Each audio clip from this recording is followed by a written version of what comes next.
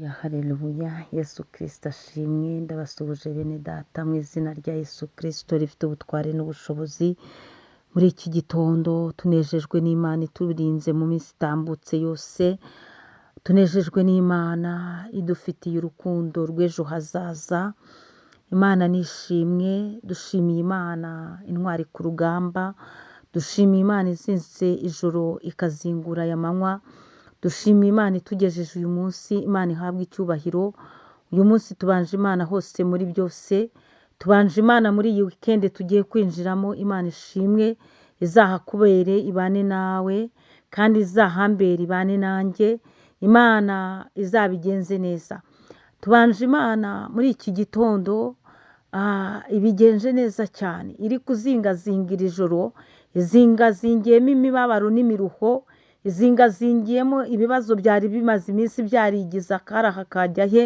Imana nishimwe izinguye amanywa bivuga ngo ifunguye umugisha wacu irongeye irabyongeye irabikoze Imana ihabwa icyubahiro mwene data ndagushuhuje mu izina rya Yesu Kristo nshuti yanjye abakristo b'itorero Elayon Mountain Church mu Rwanda dufatanye umurimo w'Imana Imana ibaha umugisha namwe nshuti zanjye mumba hafi nubwo tudasengana ariko muri inshuti zanjye cyane kuko mwebwe mujya mukora comment nkumva ndanezerewe Imana ibampera umugisha kandi Imana ibakomereza amaboko Imana ibahe ikimitima yanyu yifuza Imana ibanezeze mwese muri kumwe na Bishop wewe nira umushumba w'itorero Elayon Mountain Church mu Rwanda dukomeje kuba mu bihe byacu byo gusenga tukomeza dusoza icyigisho twari dufite uyu munsi tuvuga tuti ese kuzinduka kare dusenga bigira umumaro ese bigira umumaro ki ese bimariye icyo ubikora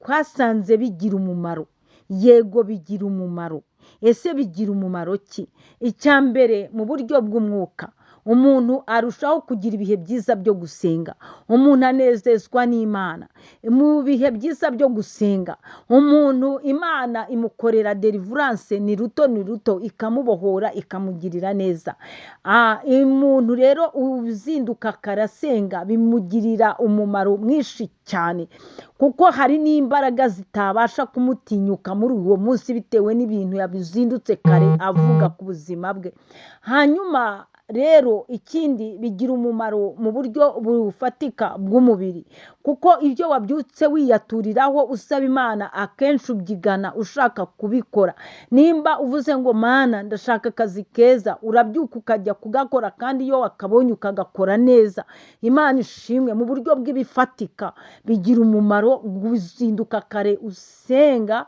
bikuvanamo n'ubunebwe Imana ishimwe uwo ni umumaro rero kuzinduka kare dusenga bimaze ese bimaze iki bitanga umutekano mu mubiri bitanga umutekano mu buryo bw'umwuka bitanga umutekano mu mitekerereze ndetse bitanga umutekano no muri sosiyete bituma uhinduka ukaba uw'umumaro kubo mubana no kubo muturanye Imana ishimwe bikurinda kuba nyirakazitereyemo bikurinda kuba igihararumbo bikurinda kuba umuntu udafitiye mbese umuntu utari uw'umumaro mu bantu birakurinda bituma ahubwo uba uwo kwifuzwa bikuvugira ubundi buhamya kuko wazindutse usenga Imana ishimwe Imana ihabwa icyubahiro nyemerera rero dukurutira ijambo ryacu ry'iki cyumweru nyemerera dusome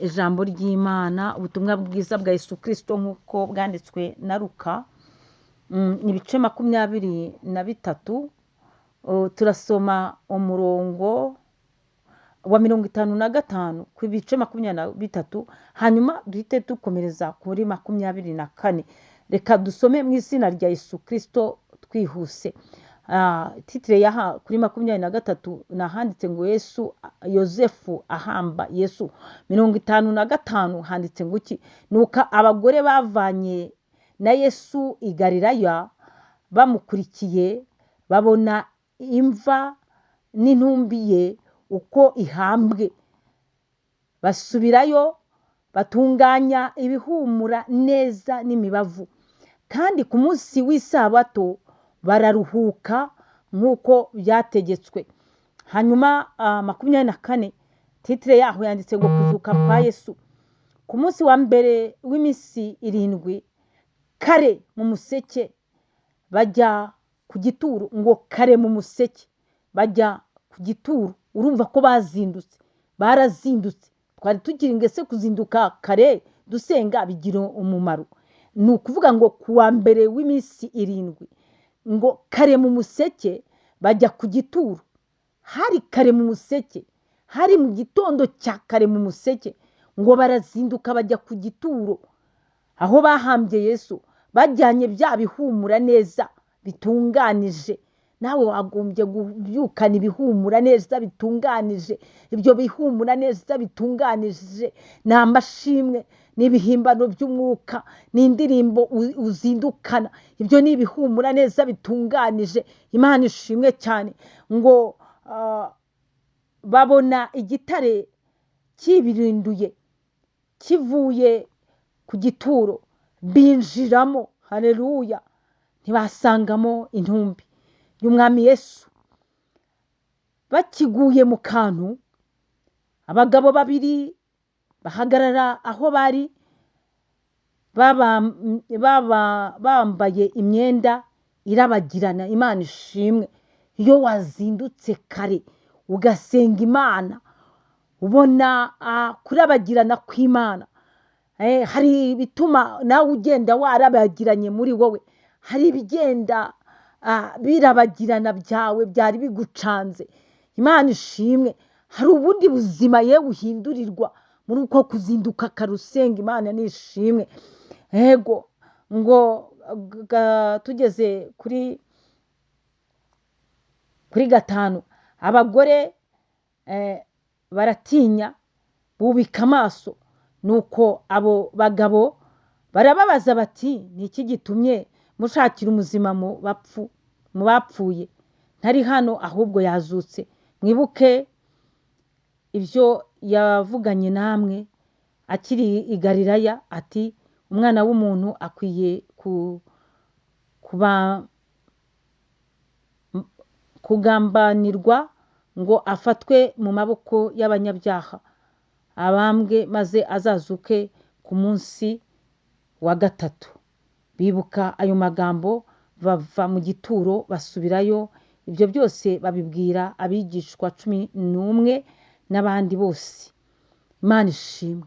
Ni amagambo maremare dusomye, ariko nagiraga ngo nkubwire, iyo umuntu azindutse kare akazinduka asenga, wakazindukanye ibihumura, wakazindukanye amashimwe, wakazindukanye kuramya Imana, wakazindukanye ibyifuzo bizima, wakazindukanye imihigo myiza, wakazindukanye kugambirira neza, wakazindukanye cyane cyane gushima Imana ibyikoze mu minsi itambutse. Imana ishimwe. Nibyo bihumura aba bagore bazindukanye. Ariko hamwe no kuzindukana ibihumura, ngo bamaze kwinjira mu mva ya Yesu Kristo, twasanze barabonekewe n'abamarayika 2, ngo barabagirana kugeza aho abagore bagize ubwoba, bubika amaso. Imana rero ndagira nkubwire ngo ubone kurabagirana kw'Imana muri iyi minsi y'ubuzima bwawe. Muri iyi minsi wafashe icyemezo cyo kuzinduka usenga Imana. Muri iyi minsi wafashe icyemezo cyo gushaka Imana. Imana ikubonekere mu ishusho yo kurabagirana, kuko niyaboneka ku buzima bwawe irabagirana, izakuzuza isura nshya, izakuzuza ubwiza, uzuzuzwa imbaraga. Ibyari biguteye ubwoba n'ibikubabaje, ishusho yo kurabagirana izakumara umubabaro. Yewe Imana ishimwe cyane.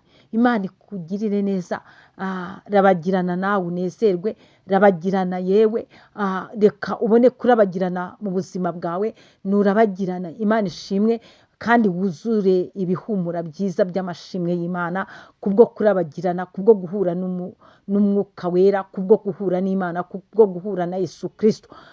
Kurabagirana kw'Imana kukuganze, kurabagirana kw'Imana kukugwireho, kurabagirana kw'Imana kandi kukugumeho mu izina rya Yesu Kristo. Ngaho rero muzagire weekend nziza. Abagiye safari mugendane n'Imana, abagiye mu kazi muhahe muronke, abazagira ubukwe Imana izabanezeze, Imana izabutahe yewe, Imana ibagirire neza. Shalom, shalom. Imana irinde ijambo